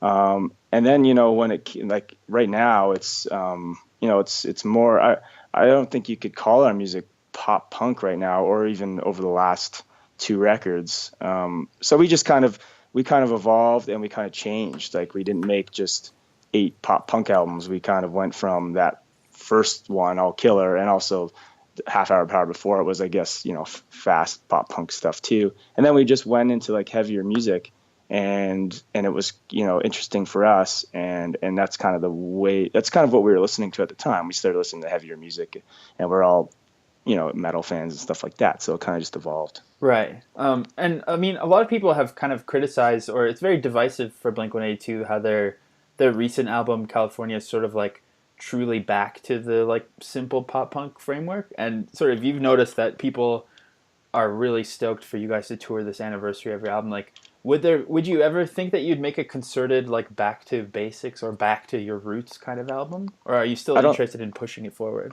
Yeah, I don't think that we'll ever go back to that All Killer sound again. It's just not really who we are anymore. And at the time when we made All Killer, we were 20 years old, 19 and 20 years old. So we just had come out of high school. And so that's all we knew in our life was talking about stuff from our teenage years. And then as we started touring the world, there's other stuff that comes up. Like now you get into politics, and now you get into this and that. Teenage suicide and all this kind of stuff. So, you start to become more aware. And then we just, like I said, we started listening to heavier music. So I don't think any of us really listens to that kind of pop punk stuff anymore. I mean, I'm still throw on a NoFX album or a Rancid album, but I don't really consider that pop punk either. Right. So what do you listen? What does Cone listen to this year? Oh man, I don't like my iTunes and my Spotify are just so all over the place. I'm almost 40 now, so I have so much music that I listen to, from alt country to folk to heavy metal to I don't know, funk to everything. So there's not like one thing. It's just kind of my mood, what I want to put on at the time. Yeah. So on your guys' most recent album, there was still a song. I'm sorry, I can't remember the title, but it was something like "Death to Pop" or something like that. Is that right? Yeah, God Save Us All, Death to Pop. Yeah. Yeah, exactly. And so I wanted to ask you about kind of what I think is a very teen-oriented thing, but sort of like when you first get into punk, you're like, "Fuck pop music. I hate pop music." But then as you get older, you start to realize that like you're still kind of writing pop songs, no matter what genre you're playing in. So I'm curious. Has your opinions about like pop music changed as you've gotten older, and how do you feel about like the concept of pop music, I guess? I'm not really a big pop music fan right now. There's a couple songs that'll come on that I'm like, oh yeah, that's pretty good. Yeah. But I mean, I guess I have a different, like everyone has their own feelings on what the genre is called, So even though we're writing songs that are catchy, some people could still call that pop music. But, I think pop music's more like Taylor Swift or Lady Gaga or something like that. Right. That's pop music to me, Ed Sheeran and stuff like that. So, and I don't, it's not that I hate those artists. I just don't really listen to it. But I can appreciate some of the songs that they come up with. And it is tough to write a good pop song.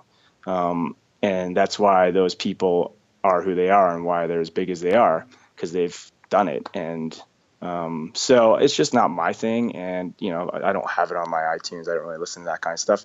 But there's, Tom likes that kind of stuff in our band. He'll listen to some pop music once in a while. And that's Tom from Gob? That's Tom from Gob, One of my all-time favorite bands. Oh, cool. I'll have to tell him. Yeah. Yeah, they're great. Yeah. But, I mean, it's interesting that also Canadian, like speaking of Gob, speaking of Sum 41, like Canada really, we produced a lot of when that pop punk boom happened. We really jumped on that train, I guess. Hey. Yeah, when Blink was breaking, we were kind of in the mix. The record companies were looking for stuff like that. That's why so many bands got signed in this genre at the time, in like the late '90s, early 2000s, because everyone knew this. It was like the hot new thing. So they were looking at every country. It didn't matter if it was Canada or whatever. But us, Gob. We took Not By Choice on tour a lot back in the day. They were kind of in the same vein. Totally. We toured with Good Charlotte. We toured with Newfound Glory. All those bands, and it was a fun time. It was great. That's awesome. And so like it never has felt to you, because you've allowed your music to evolve. So you've never kind of felt trapped in a persona that's not you, I guess. Yeah, I mean, people will still call us a pop punk band because I guess they think of Fat Lip and In Too Deep and all those early songs, but we don't really think of it like that. Like, it's kind of just like we're just a rock band that had those albums back then. Right. And then, if you listen to 13 Voices, which is the latest album, it's like I don't think that anyone could call it pop punk. I mean, you can if you want. You can do whatever you want. You can edit any genre tag in iTunes that you want. Yeah, so. It's like and then people, it's like pop punk core. It's like people put so much thought into this shit that it's like, what about just rock? Yeah, I mean, let's go there. I've always kind of thought that genre tags are kind of useless in this day and age. Well, it's more of a media thing, right? The media needs. They need to call it something, and so someone came up with pop punk, and then someone was like, "Whoa, yeah, that's brilliant. Let's run with that." And here we are. But having said that, I mean, every pop punk band, other than maybe a few, but everyone who started as a pop punk band has kind of evolved if they're still around. But there must be something that you've taken from growing up in that scene, something that maybe has followed you, or something that has helped you that maybe wouldn't have happened if you were playing in a more traditional rock band when you were a kid. I think just the music back then, and what everyone was trying to do was have that energy and that attitude, but still make really, really catchy hooks and really catchy choruses and stuff like that, stuff that you can sing along to. So even though our music is getting heavier, and we have some like ripping guitar solos and stuff, and we have some metal parts, and the drums are 200 beats per minute. Sometimes it's like we still try and manage to put those hooks in like we did back in those days. Yeah. Like still have that chorus that you can sing along to, still have that one riff that's, will stick in your head and is memorable. What about punk jumps? Do you still try to fit those in there? Or? Yeah, they're still in there once in a while, much to the chagrin of our drummer. But so what you guys are working on a new album right now? How's that shaping up? What do you think that one's going to be like? It'll be heavier. It'll be much like 13 Voices, Scream Bloody Murder vibe. We're just trying to work out some songs. There's some songs kicking around, and we're just kind of going back and forth. It's kind of early, but there's some demos kicking around. It sounds kind of like that vibe. Cool. Well, the last thing I got to ask you is, we talked to Ben Cook from No Warning on this podcast a few months ago, and he told us I don't know if he was remembering wrong or what, but he said that an early version of In Too Deep was a reggae song, and he thought that it had snow on it. Is there any truth to that? Yeah, so I heard a story about that when Ben did that interview. There is, for what Ben said, there's some truth and a lot of fiction to his story. But I guess he just doesn't know the real story. I want you to tell me the truth, but I just want to bask in a few minutes of imagining the story is completely true because it's so funny. Well, the snow part of it is true. Oh my God, that's amazing. What's false? So this is what happened. Derek wrote In Too Deep, the whole thing, and Snow, Greg, and Derek were going to form a band, and so they were going to do In Too Deep. And so the demo started circulating, and Snow sang on the verses and Greg sang something, I forget. And then the band just didn't do anything. And so this was like Sum 41 already existed, but then he was like, I'm going to do a side project with Snow and Greg Norrie. Exactly. Yeah. Well, Greg was our manager at the We've all time. thought that at one point in our lives. Yeah. Snow was just around. He was just around us at the time. So it was just one of those things. So the band fizzled out. Do you know, did the band have a name? I forget actually. No, I don't think it ever got that far. But so to Ben's story, that's true. There is a demo somewhere like that. But what's false about the story is Greg or Snow had no writing on that song. Right. So Derek actually did write it. And when the band didn't go anywhere, he just said, well, I'm just going to take it for us. And so that, that's, it's funny because we're talking about like how a good song can kind of transcend genre. And that's a perfect example because I would have never thought that In Too Deep would be like a reggae ska song. Yeah, it kind of worked. Like it sounded cool. I mean, Snow's got that reggae cool voice. But and actually then we recorded demos of In Too Deep with us, and then we took it to the record label, and then we actually made a heavy version where the re-intro in Too Deep was actually going to be the intro as well. It starts heavy. We actually do it live right now. That's how we play it live. Oh, okay. And the record company preferred how it ended up on the record, how it starts kind of soft like that. Right. And we all kind of regret that now in hindsight. We're all like, we should have just stuck to our guns. And well, I think what you desperately need to do is release like a 7-inch with every version of In Too Deep, including the Snow version. Like next year, Record Store Day or something, that'll fly off the shelves. Absolutely. I know. That's not a bad idea. You could just like shout us out on the back cover or something, and then. And I think the only one that would probably have that version is Derek and probably Snow. Right. So you have to convince them. Well, after Ben told me this, I was like digging in too deep. Sorry for that pun, but I was reading all your guys' liner notes and stuff, and I didn't also realize that you had an early connection to the band Len. Yeah. So tell me about that. I mean, how did there was shared members or something? It was, Mark Stanzo, he was really interested in Sum 41, and he was helping like record some early demos. And we used to go down and party at his house all the time. And then he blew up like around, like, I don't know, what year would that have been? Like 98 or 99 when Steal My Sunshine came out. Right. So then we just that was around the time that Greg really wanted to manage us. And I think Mark possibly wanted to manage us too. And it was talk of partnership, but then he was just so busy with Len because Steal My Sunshine was blowing up everywhere. That is a sick so we song, just still. yeah. And so we just went with Greg, and I mean, we just hung out at his house a lot, and he was helping with demos and got us shows, and he actually hooked us up with hooked Derek up really with Michael McCarty from EMI Publishing, who signed the band right away. Whoa, that's sick. And that was kind of like the first step. So basically, everyone in CanCon is like hanging out in each other's basement at one point or another.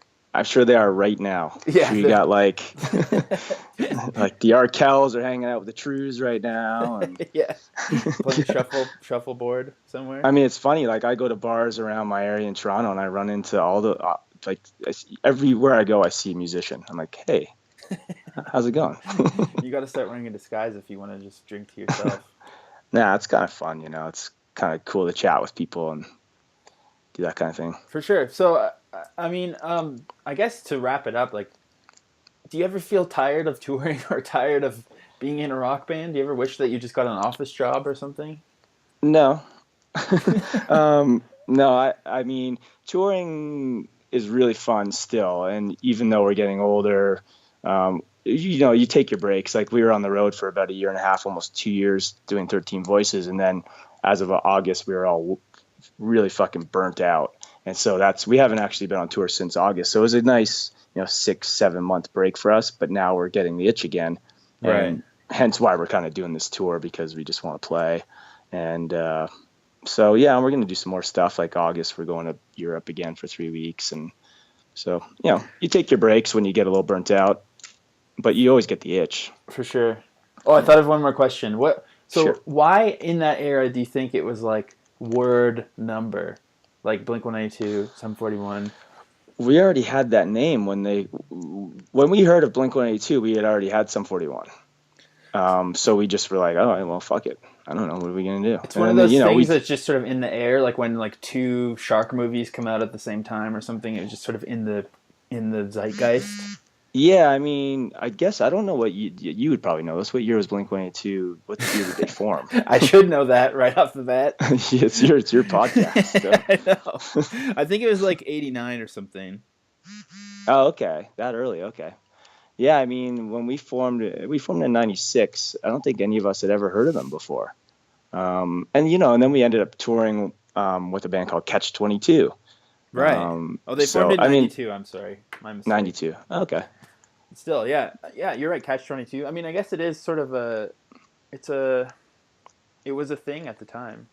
It was a weird thing, like that we somewhat sounded alike at the time, and we both had numbers in our name, and it was just we were not going to change our name because we had it since '96. So we just, when they started blowing up, we're like, oh fuck. It was good. We were happy. We were like, oh, that's good that they're blowing up, but it's shitty that they have a number in their name like us. Right. But yours actually kind of makes more sense because it's like math. But theirs is just like, what the fuck are you guys talking about? Yeah, I don't know where they got their name. Someone had told me a long time ago, and I kind of forget. There's about 100 different like reasons that they might have had it, but they've said the 182 doesn't mean anything. They used to be called Blink, and they got a lawsuit from a techno band or something somewhere. So okay. That's why. But anyways, this is all. I could explain Blink 182 to you all night, but I want you to enjoy your day off. So. All right. Thanks so much, Cone. Thanks for stopping by. Yeah, man. No problem. Thanks for having me. Yeah, sweet.